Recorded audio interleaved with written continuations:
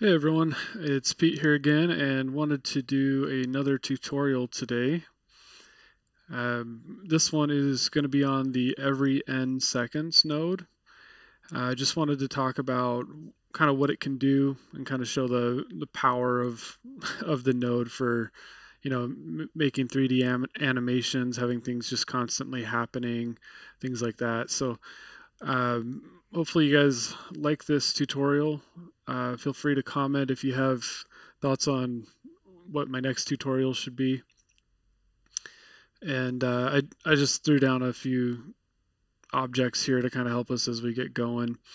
The first thing I'm going to do is we're going to open up the graph. Um, we're going to ignore this up here. This is something that we'll kind of look at later. But here in the custom events section, you have the every n seconds node. And the concept of this node is essentially you want something to trigger on a recurring basis, over and over and over at a certain um, with a certain like delay in between. So you can come here on seconds. Let's just do 2 seconds for now. Okay, we want something to happen every 2 seconds.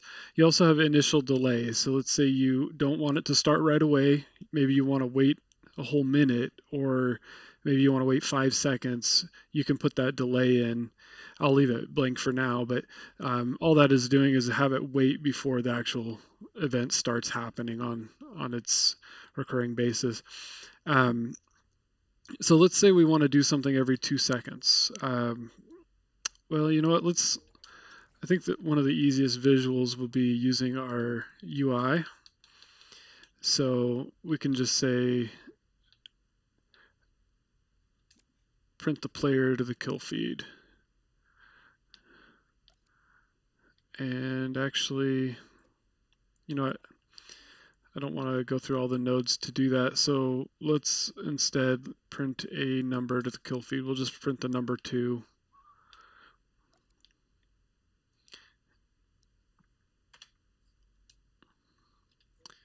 So now that we run this, we should see our debug 2 on the left. Every 2 seconds, it's going to just keep popping up. So right off the bat, I mean that's cool and all, but is there a realistic application for printing the debug every 2 seconds? Maybe. Not really for what most of us are probably doing though. So what other stuff can we do with this? Well, um, let's say we want to move something in a smooth motion. We can use this bench, for example, and I need to make it dynamic. So let's start there, and then we'll bring it into our graph. So we've got this bench. Let's say we want to do something with it. Let's start with moving in a straight motion. So if you go to our objects transform, we can come down here to set object position. Okay, well our object will be the bench. Positions are vector 3s, so we're going to need either you would need to put like a pointer and use that position or some other object's position, or just manually create the position with a vector 3. I'll show you how to do that here.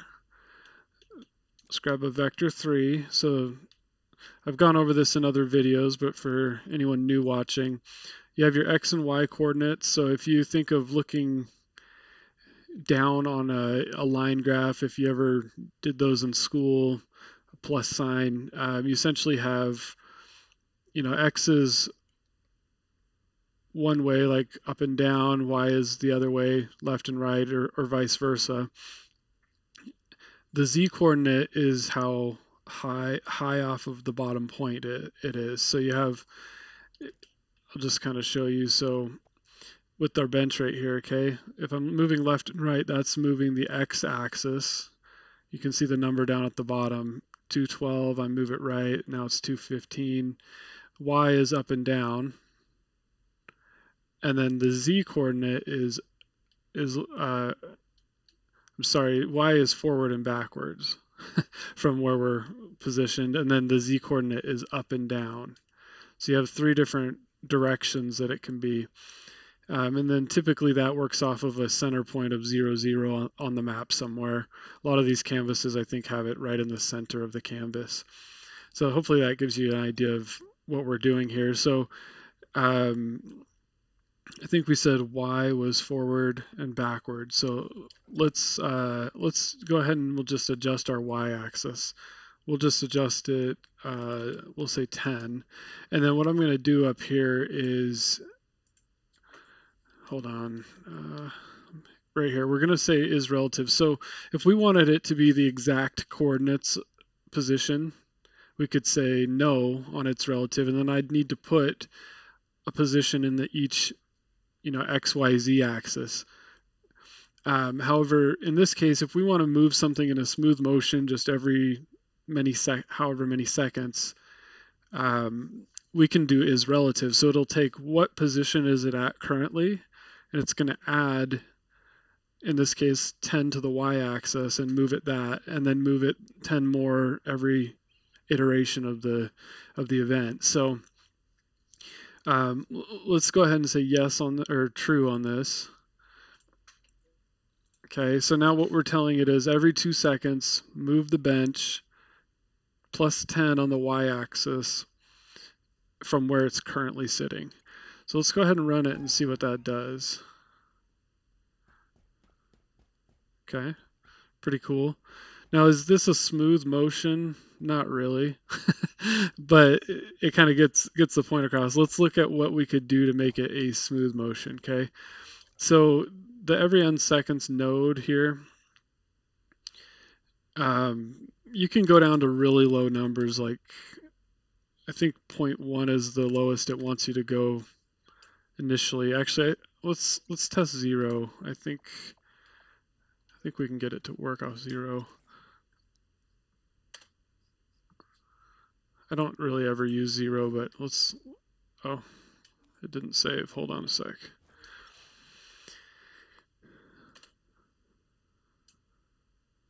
Maybe it's not letting us do 0. Okay, we'll just start with 0.1. So this is basically, we're saying 0.1 of a second. So if we split 1 second into 10 pieces, we're doing it 10 times in a second, or 10 frames per second, if that makes more sense for you. So let's go ahead and run it this way. Okay, it's off and it's going. It's really never going to stop until we stop what we're doing. But if you notice, it still looked a little bit jumpy. Let's see if we can smooth it out a little bit, okay? Instead of moving 10 units, let's just move it 1, okay? Because it was going pretty fast as it was. So that's a lot smoother, but you can still see it being a little bit jumpy, okay? Because we're only going 10 frames in a second. Let's see if we get that number lower, okay? Let's go into our basic variables and we'll use a number, okay? You can just plug in a number here to get it lower. You can also use math to get it really low. But I think if my understanding's correct, we can only maximum go 60 frames in a second in the game. So, or at least I think the Forge nodes only allow you to do that much. So if we go down to like 0.01, okay, that should get us at the well over the 60 frames a second, and then it'll probably cap itself at some point. So now it's moving much faster because it's going way faster per second, but it looked very smooth. So let's see if we can kind of slow it down even further so we can see it a little better. Let's move this point. We'll just do 0.05 and see what that looks like.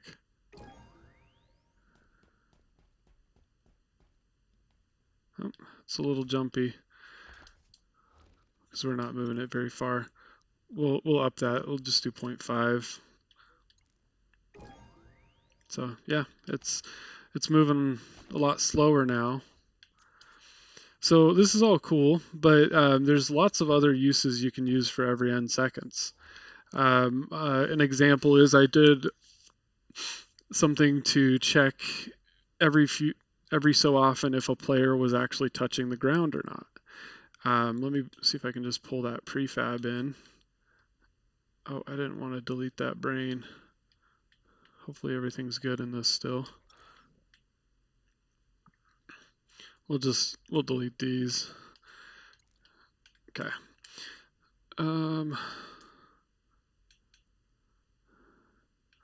We got all sorts of stuff in here. Let's find, I think it's this one.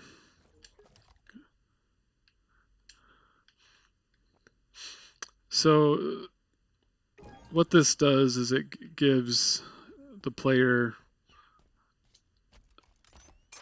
an extra jump, but what I've noticed is when you're in Forge mode and you're running it, you have to wait about 30 seconds before it'll run smoothly. There's just some errors that can happen, but I think we're probably in the clear now. So if I use my equipment, I can double and triple jump. Okay. Well, I used let's look in the node here on that. Oh, here's our brain. Okay, there's a lot going on here, but if you look here, we have every n seconds. So I have it happening 3 times a second, just so it doesn't take up too much resources for the game. It's checking every player, and it's checking to see if the player is airborne. If they're not, then it runs some logic to kind of reset your charges. There might be another way to do this. This was just the way that I figured out to make it so that I'm taking away charges as you're in the air, but as soon as you hit the ground, they come back. So kind of a cool little thing we did there. Another thing that I want to kind of show you real quick is, let's say we have, I'm just going to grab a random object here. Doesn't get much more random than that. We're going to make it dynamic, okay, and then I'm going to make 3 of these. Let's say we want to move 3 objects at once. Well, we can daisy chain kind of in our node graph. Let's bring these in. Oh, I'm in the wrong node graph now. Let's go back to this one. Okay. Oh, I think we're having some glitches in the graphs right now. That is really weird. I'm going to try selecting the brain as well. Okay, here's where we want to be. Okay, we don't need the reference to the script brain, but we have our other 3 references. So one way we could do this is if we wanted to move all 3 of these objects, we could kind of go back to similar to what we started with, every n seconds. We'll just we'll set this to 1 for now.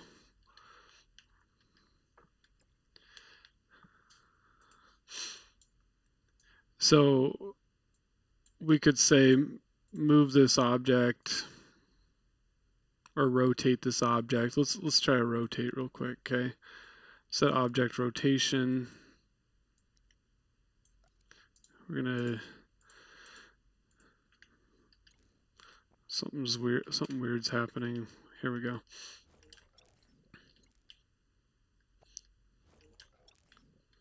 It's like one brain is overriding the other one. So we're probably going to run into some random issues, but we'll try and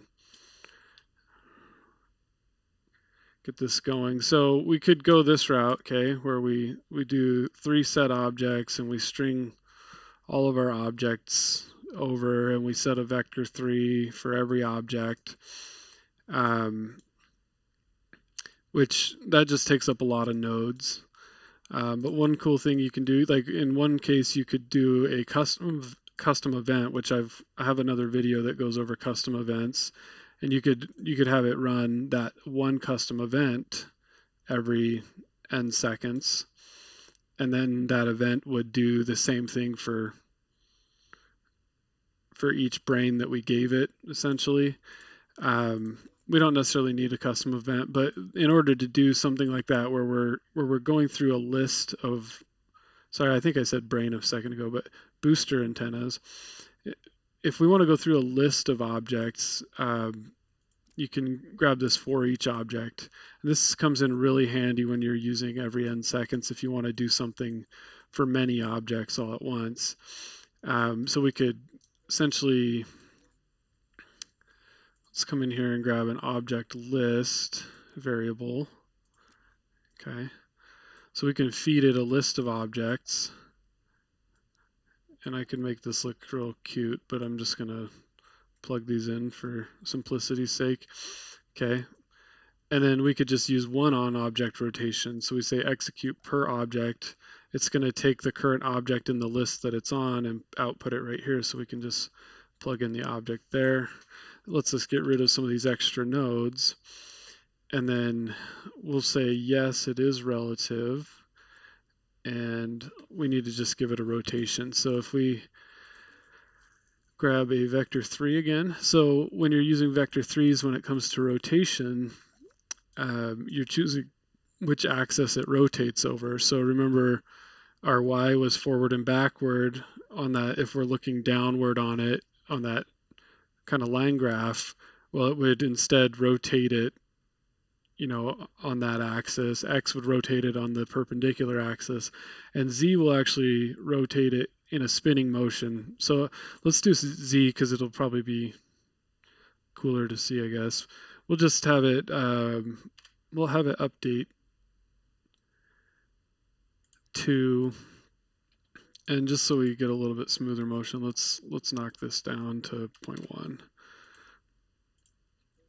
Okay, so I think if we run that, we should see, here we go, we're rotating all three of them, and technically it's one after the other one, but it's happening very quickly, and so for the most part it appears to be that they're all rotating in the same way.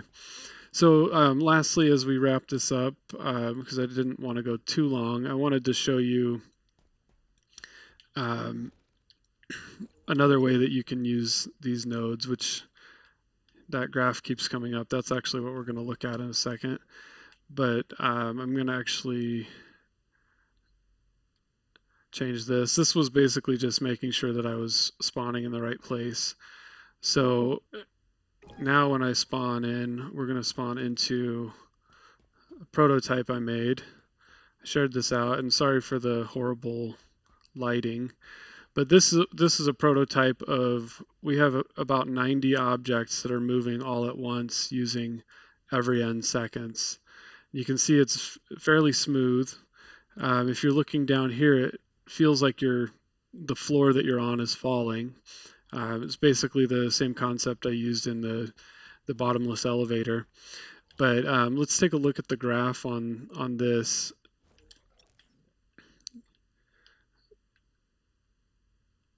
So we have a custom event down there, but you notice here every n seconds I have it every 0.02 seconds. I think that gets us right around 60 frames a second. I'm triggering an event and passing in an object list. Well, the object list is this, and then I have another brain that's got other objects in it as well. They're all updating this one object list variable. And then here in the event, it's going through every single object and it's checking, its position to make sure it doesn't need to necessarily reset, and then it's setting its position based on the velocity that I set, which is 2. And it's kind of going through and just moving every single object. So it's pretty cool to be able to see that you can manipulate a lot of different objects.